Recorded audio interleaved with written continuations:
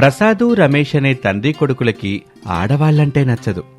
ఆడవాళ్లు వంటింటి కుందేళ్లుగా ఉంటేనే బావుంటుందనేది వాళ్ల అభిప్రాయం. ఇంటికి దీపం ఇల్లాలు అన్నారు కాని లోకమంతా వెలుగని ఎక్కడా ఎవ్వరూ చెప్పలేదని మాట్లాడుతూ ఉంటారు. ఆ మాటలు శారద విని బాధపడేది. ఎందుకండి ఎప్పుడు చూడండి మా ఆడాలని తక్కువ చేసి మాట్లాడతారు? నిజం చెప్పు శారదా, మీ ఆడవాళ్ల వల్ల వంటింటికి ఇంటికి తప్ప బయట ప్రపంచానికి ఏమైనా ఉపయోగం ఉందా? నాకెలా తెలుసుని చెప్పండి. నేను ఎప్పుడైనా ఇల్లు దాటి బయటికి వెళ్ళానా? లేదుగా. ఎప్పుడో ఒకప్పుడు పెళ్లికి మీతో వాస్తా. అప్పుడు కూడా తలదించుకుని ఉంటాను. చుట్టుపక్కల ఏమన్నాయో కనిపించవు. పేపర్ చదివి తెలుసుకుందామంటే నాకు చదువు రాదు. టీవీలో వచ్చే వార్తల ద్వారా తెలుసుకుందాం అనుకుంటే ఏ కనెక్షన్ టీవీకి లేదు. ఇక నాకెలా తెలుస్తుంది? భర్త చెప్పిన మాట వినడమే ఉత్తమ భార్య లక్షణం. నువ్వు ఉత్తమ భార్యవి శారదా. నేను చెప్పినట్టు బుద్ధిగా వింటావు. నాకు కొడుక్కి నచ్చిన వంటలు చేస్తావు, మమ్మల్ని సంతోషపెడతావు. ఈ తండ్రి కొడుకులిద్దరే సంతోషంగా ఉంటారా? నేను సంతోషంగా ఉండకూడదా? చెప్పండి. శారదా, మీ సంతోషం ఇల్లు, వంటిల్లు, కిరాణా కొట్టు, కూరగాయల మార్కెట్టు, కట్టుకునే చీర, వేసుకునే నగ, పెట్టుకునే బొట్టు వీటిల్లోనే ఉంటుంది. ఇవి ఎప్పుడు మీ దగ్గరే ఉంటాయి. శారదా మాటలకు ఏమీ మాట్లాడలేకపోయింది. అబ్బా, ఏ తండ్రి కొడుకులు ఏమో, లేచినప్పటి నుంచి తిరిగి పడుకునే వరకు ఆడాలను తిట్టకుండా హేళన చేయకుండా ఉండలేరు. ఈ తండ్రి కొడుకులకి తగిన విధంగా బుద్ధి చెప్పే అమ్మాయిని కోడలుగా పంపించి దేవుడా అని వేడుకుంటుంది. అప్పుడే ప్రసాద్ స్నేహితుడు రాజయ్య ఇంటికొచ్చాడు. ఇద్దరు చాలా విషయాలు సరదాగా మాట్లాడుకున్న తర్వాత, హొరే ప్రసాదు, నా కూతురు అనామికని నీ ఇంటి కోడల్ని చేసుకోరా? మనం ఎప్పటినుంచో అనుకుంటుందే కదరా, రమేషు అనామికలకి పెళ్లి చేద్దామని. ఈరోజు కొత్తగా అడుగుతున్నావు. మరి పెళ్ళెప్పుడు చేద్దాంరా? మంచి రోజు ఎప్పుడుందో వెళ్ళి పంతుల్ని అడుగురా. ఆయన ఏ రోజు మంచిగా ఉందని చెప్తాడో ఆ రోజే చేద్దాం. సరేరా, మరి నేను వెళ్ళి పంతులు గారితో మాట్లాడి ఫోన్ చేస్తాను అని రాజయ్య వెళ్ళిపోయాడు. కోడలొస్తుందని, తనకి సపోర్టుగా ఉంటుందని శారద ఎంతో మురిసిపోయింది. 2 రోజుల్లోనే రమేష్కి అనామికకి ఘనంగా పెళ్లి జరిగింది. కొత్త కోడలు అనామిక రావటంతో శారద మనసులో కొత్త వెలుగు మొదలైంది. కోళ్ళ, మన ఇంట్లో మగాళ్ళకి పాత అభిప్రాయాలున్నాయి. నువ్వు సహనం కోల్పోబాక ఒక్కో అడుగు వేసుకుంటూ అలా మనసును మార్చాలి. అత్తయ్య, ఆడవాళ్ళ విలువని అరిచి చెప్పాల్సిన అవసరం లేదు. సరైన సమయం, సందర్భం వచ్చినప్పుడు వాళ్లే గుర్తిస్తారు.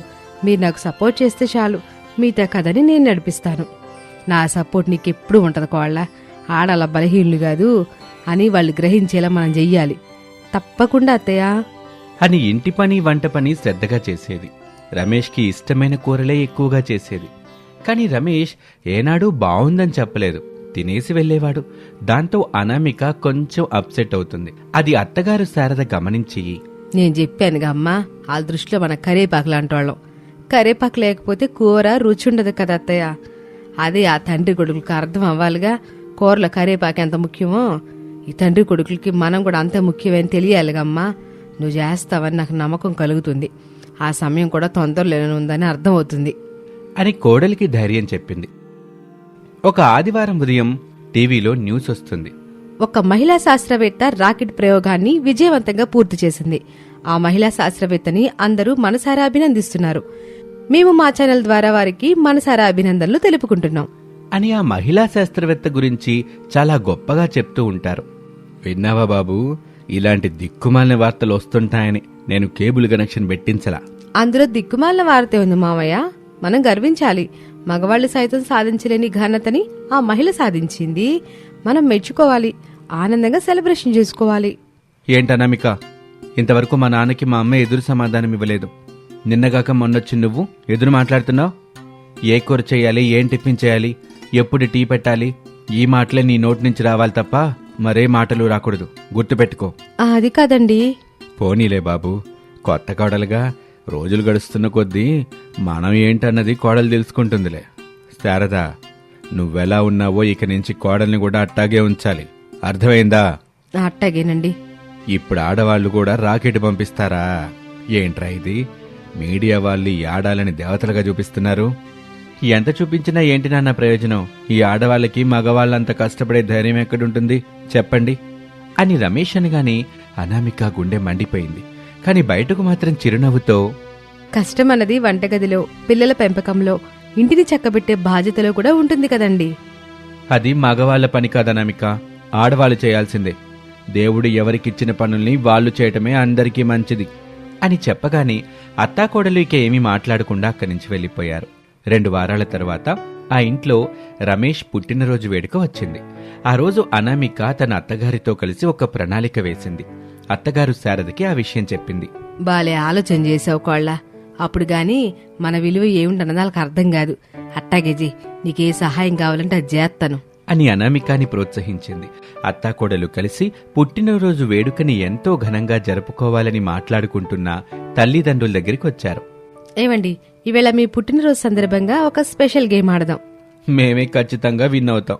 బాబు రమేషు, ముందుగా కోడలు చెప్పి గేమ్ ఏమిటో విను బాబు. వినాల్సిన పనేమీ లేదులే, మేం మాటిస్తున్నాం. గేమ్ ఏంటో చెప్పండి, మేమిద్దరం ఆడి గెలిచి చూపిస్తాం. మావయ్య, మీరు గెలిస్తే ఎప్పటికీ మీకెదురు మాట్లాడకుండా ఏం చెప్తే అది చేస్తాను. సరే కోళ్ళ. అయితే మావయ్య, ఈ ఒక్క రోజున మీరిద్దరూ మేం చేసే పనులన్నీ చేయాలి. వంట చేయడం, ఇల్లు సర్దడం, సర్వ్ చేయడం అంతా మీరే చేయాలి. ప్రసాదు రమేష్ ఇద్దరూ ఒక్కసారిగా నవ్వుకున్నారు. మేమా? వంటగదిలోనా? ఇది గదా అసలు జోక్ అంటే. మేము ప్రతిరోజు ఇది చేస్తాం కదా, ఈ ఒక్కరోజు మీరు చేయండి. మీకు ఎటువంటి సమస్య కాదు కదా. ప్రయత్నించండి. ఆడళ్ళ పని అంత తేలికని మీరు అంటున్నారుగా. ఇద్దరికీ లేదు, చెయ్యలేము అని చెప్పటం సిగ్గుగా అనిపించింది. సరే, ఈరోజు మేమే వంట చేస్తాం అని ఒప్పుకున్నారు. అత్తాకోడలు ఊపిరి పీల్చుకున్నారు. ప్రసాద్కి బియ్యం చెరగటం రాలేదు. అన్నింటినీ కింద పోశాడు. అది అత్తాకోడలిద్దరూ చూసి నవ్వారు.